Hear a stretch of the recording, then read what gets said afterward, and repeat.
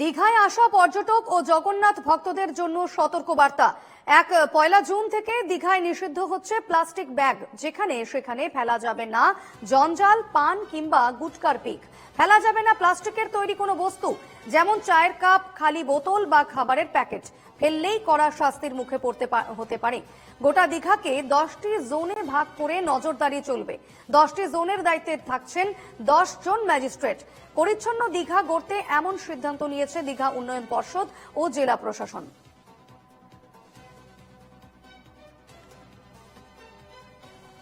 হ্যাঁ, এটা বন্ধ করে দিচ্ছে, এটা খুবই ভালো। কারণ দীঘা কর্পোরেশনে যেটা করছে সবের ভালো হবে, কিন্তু এর বিকল্প কিছু একটা না হওয়া পর্যন্ত সবাই জনসাধারণ অসুবিধায় পড়বে। যদি কিছু বিকল্প পেপারের কিছু করা হয় তাহলে ভালোই হয়।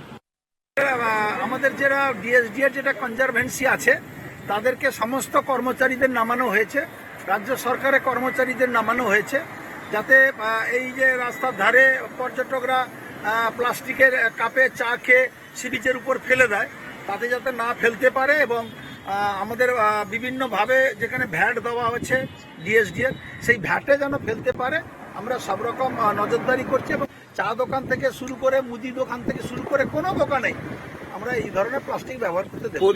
1 তারিখ থেকে প্লাস্টিক কাপ, প্লাস্টিক জিনিস দীঘায় পলিথিন অথবা দীঘার সমুদ্র এলাকা ব্যবহার করলে ক্ষতি, কিন্তু 1 তারিখ থেকে ডিএসডিএ থেকে বন্ধ অর্ডার করেছে, ঘোষণা করেছে। আমরা দীঘা বিচ থেকে প্লাস্টিক জিনিসটা নজর দিচ্ছি, অথবা টুরিস্টকে নজরটা আমরা দিচ্ছি, দোকান নজর দিচ্ছি। বলা হবে 1 তারিখ থেকে আপনার প্লাস্টিক কাপ, প্লাস্টিক পলিথিন ক্যারিবে ওরা দীঘার বিচ সাইডে কেউ ব্যবহার করবে না। কিন্তু সমুদ্র এলাকায় প্লাস্টিক ফেলে, প্লাস্টিক গ্লাস নিয়ে সমুদ্র এলাকা